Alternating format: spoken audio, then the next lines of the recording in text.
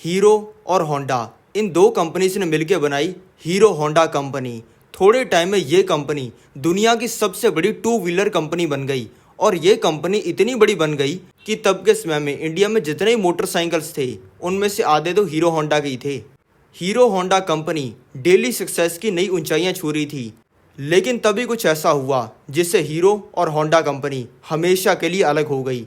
क्या थी इसकी छुपी हुई वजह? इनमें से कौन सी कंपनी ने इंडिया को धोखा दिया? कौन सी कंपनी ने दूसरी कंपनी की पीठ में छुरा घोंपा? कौन सी कंपनी को अलग होने के बाद में फायदा हुआ और कौन सी कंपनी बर्बाद हो गई? और जीरो से लेकर दुनिया की सबसे बड़ी मोटरसाइकिल कंपनी बनने तक क्या थी इस कंपनी की कहानी? चलो जानते हैं इस वीडियो के अंदर। सबसे पहले जानते हैं कि ये दोनों कंपनियां स्टार्ट कैसे हुई। पहले जानते हैं हीरो का। 1956 में लुधियाना के अंदर एक गरीब इंसान बहादुर चंद रहते थे। बहादुर चंद जी की एक बिल्कुल छोटी सी दुकान थी जहाँ पे वो आटा दाल वगैरह बेचा करते थे। बहादुर चंद जी के 4 बेटे थे और उनमें से एक का नाम था ब्रिज मोहन लाल। ब्रिज मोहन लाल के पिता बहादुर चंद जी अपने घर का खर्चा नहीं चला पा रहे थे, इसलिए उनके बेटे ब्रिज मोहन लाल ने सोचा कि चलो मैं अपने भाइयों के साथ में कोई काम करना स्टार्ट कर देता हूँ ताकि कम से कम 2 टाइम की रोटी तो मिलती रहे। इन्होंने फिर साइकिलें सही करने का काम स्टार्ट कर दिया। फिर इनको पता चला कि साइकिल सही करने से ज़्यादा पैसा तो साइकिल के पार्ट्स बनाने में है, इसलिए इन्होंने अपना एक छोटा सा गराज बनाया और उसके अंदर साइकिल के पार्ट्स बनाने स्टार्ट कर दिए।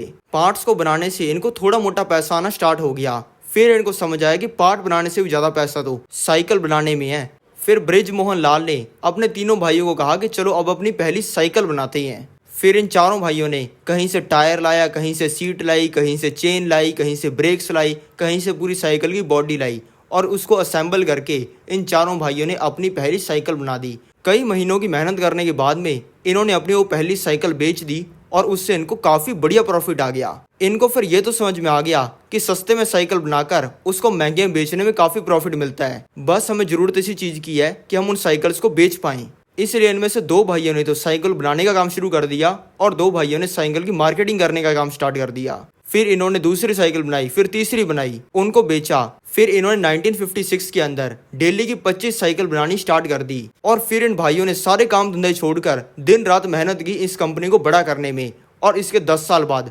1966 में इन्होंने दिल्ली की 18,500 साइकिल्स बनानी स्टार्ट कर दी। अब दोस्तों चलो जानते हैं कि होंडा कंपनी की शुरुआत कैसे हुई। दोस्तों होंडा कंपनी की शुरुआत की सोइचिरो होंडा ने। सोइचिरो होंडा का जन्म जापान के एक बहुत ही गरीब परिवार में हुआ और ये बचपन में लोहार का काम किया करते थे, लेकिन एक दिन इनके पिता ने इनको कहा कि मैं लोहार का काम कर लेता हूँ, तुम मैकेनिक का काम सीखो। इन्होंने फिर मैकेनिक का काम सीख लिया और एक दिन इनके पास में टोयोटा कंपनी कुछ एम्प्लॉयज़ आई। उन्होंने इनको आगे कहा कि भाई तुम हमारे लिए पिस्टन रिंग्स बना दोगे क्या? इन्होंने कहा कि बिल्कुल बना देंगे। टोयोटा के एम्प्लॉयज़ ने इन्हें बताया कि हमें कई हज़ार पिस्टन रिंग्स की ज़रूरत है जो कि तुम हमें बना के दो, हम तुम्हें बल्क के अंदर पैसा देंगे।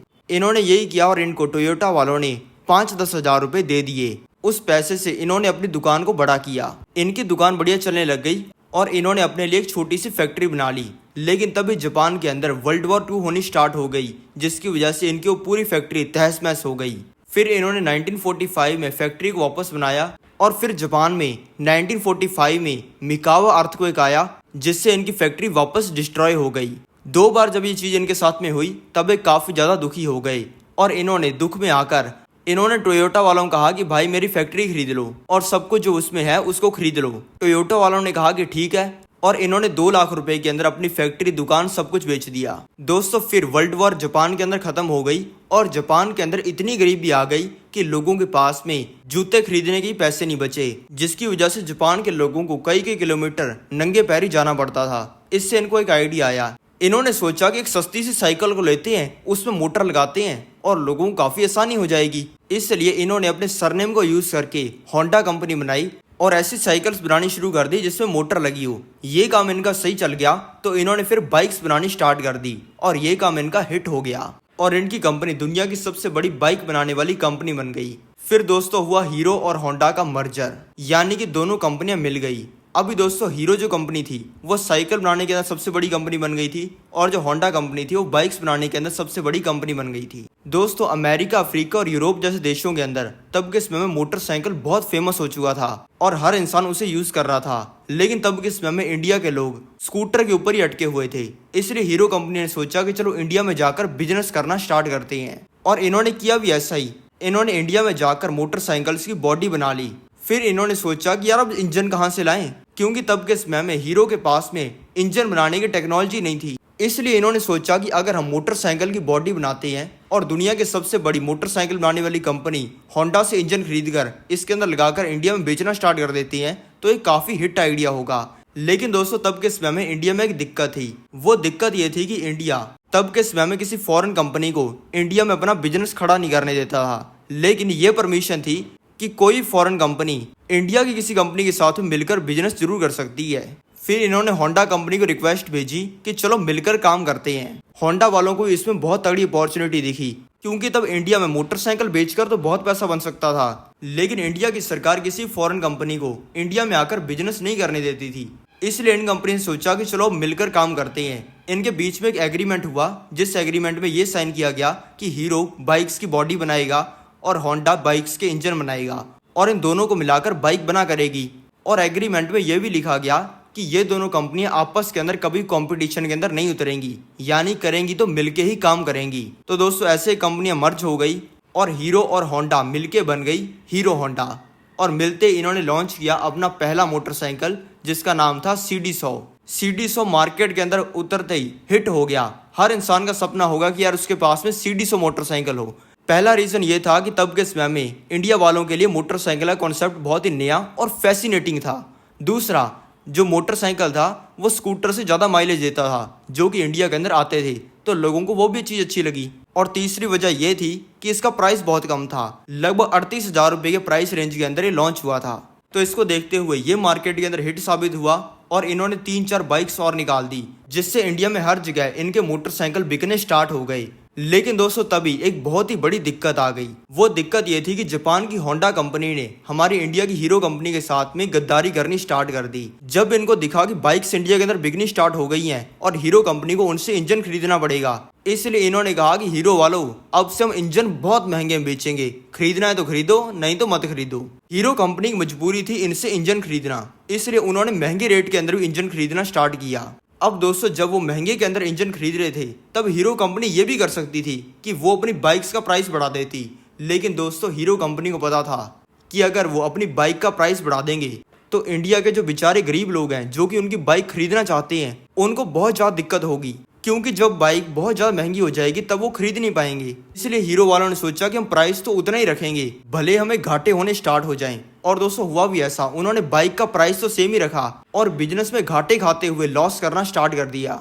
फिर हीरो के मालिक ब्रिज मोहन लाल जी ने बहुत हाथ पैर जोड़े होंडा के सामने कि भाई प्लीज़ हमें सस्ते के अंदर इंजन बेच दो, नहीं तो हम बर्बाद हो जाएंगे। होंडा वालों ने कहा कि चलो ठीक है। उन्होंने वापस ठीक प्राइस के अंदर बेचना स्टार्ट किया, जिससे हीरो कंपनी वापस प्रॉफिट में आ गई और इन्होंने हर साल $10 मिलियन का प्रॉफिट करना स्टार्ट कर दिया, यानी कि लगभग 80 करोड़ का। इंडिया के गरीब लोग भी इनकी बाइक्स का फायदा उठा पाएं, इसलिए इन्होंने अपनी बाइक्स EMI के ऊपर ही बेचनी स्टार्ट कर दी ताकि इंडिया ग्रो करे और इनको अच्छे प्रॉफिट होने स्टार्ट हो गए। लेकिन दोस्तों तभी एक ऐसी चीज हुई जिससे पूरा इंडिया हिल गया। खबर में आने लग गया कि हीरो और होंडा कंपनी दोनों अलग होना चाहती है और सभी के लिए ये चीज़ बहुत ज़्यादा अनएक्सपेक्टेड थी, क्योंकि दोस्तों बाहर से तो सभी को लग रहा था कि ये कंपनियां मिलकर बहुत अच्छा काम कर रही हैं, लेकिन एक्चुअल में जापान की होंडा कंपनी हीरो कंपनी को धोखे पे धोखे दिए जा रही थी। पहला धोखा हीरो कंपनी को तब मिला जब हीरो कंपनी ने होंडा कंपनी को कहा कि अब से चलो अपने मोटरसाइकिल्स को रशिया, अमेरिका और यूरोप के अंदर बेचना स्टार्ट करते हैं और काफ़ी तगड़ा प्रॉफिट होगा। लेकिन होंडा कंपनी ने कहा कि भाई बिल्कुल नहीं, उन कंट्रीज के अंदर हम लोगों को लूट रहे हैं। हमारा तुम्हारे वाला हिसाब किताब नहीं है हिंदुस्तानियों वाला कि लोगों का भला चाहोगे, हमें तो सिर्फ अपना फायदा दिखता है। हम इन कंपनीज में अपने मोटरसाइकिल्स को बहुत महंगे बेचते हैं, वहाँ के गरीब लोगों को हमसे खरीदने ही पड़ते हैं, क्योंकि इन कंट्रीज में बाइक सिर्फ एक ही कंपनी बनाती है जो कि हमारी है। दूसरी इनकी लड़ाई तब हुई जब हीरो कंपनी के पास में होंडा कंपनी कुछ इंजन आए, उन इंजन्स के अंदर कुछ दिक्कत थी। इंडिया की हीरो कंपनी ने होंडा कंपनी से पूछा कि इन इंजन्स के बारे में हमें थोड़ा सा कुछ बता दो।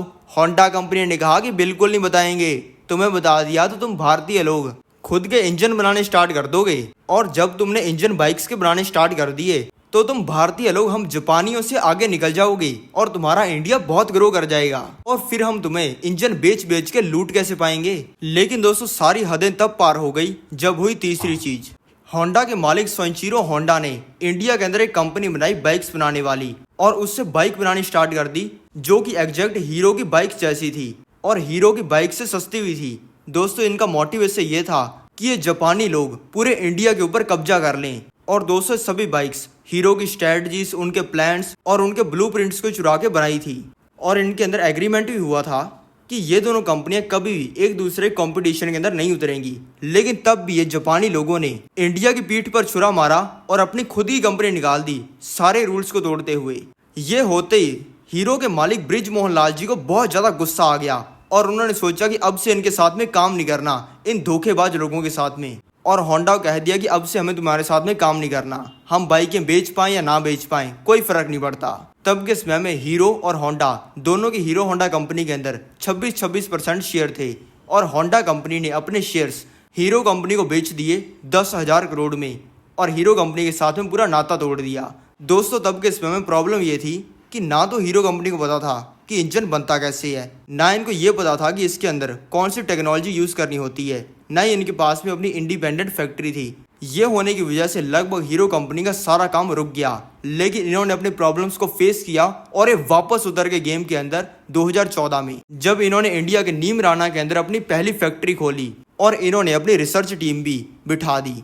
तब दोस्तों इनके अंदर एग्रीमेंट हुआ था कि भले ही कंपनी आपस में काम करना छोड़ रही हैं, लेकिन तब भी हीरो कंपनी हीरो होंडा नाम को यूज़ कर सकती है। लेकिन ब्रिज मोहन लाल जी ने कहा कि हमें इन जापानी लोगों की कोई ज़रूरत नहीं है, खुद का ही ब्रांड बनाएंगे और इन्होंने स्टार्ट कर दी हीरो कंपनी। लेकिन दोस्तों तब इनके सामने दिक्कत ही आई कि पहले तो हीरो कंपनी साइकिल बना रही थी, सभी लोगों को लगता था कि यार ये तो साइकिल बनाने वाली कोई छोटी मोटी सी कंपनी है। और जब इंडिया वालों को पता लगा कि यार ये बाइक्स भी बना रही है तो इंडिया के लोगों को इस पर ट्रस्ट नहीं हुआ। तो इन्होंने बहुत सारे कैंपेन्स चलाए और लोगों को एक्चुअली बताया कि भाई हम बाइक बना सकते हैं और हम दमदार कंपनी है, इंडिया की स्वदेशी।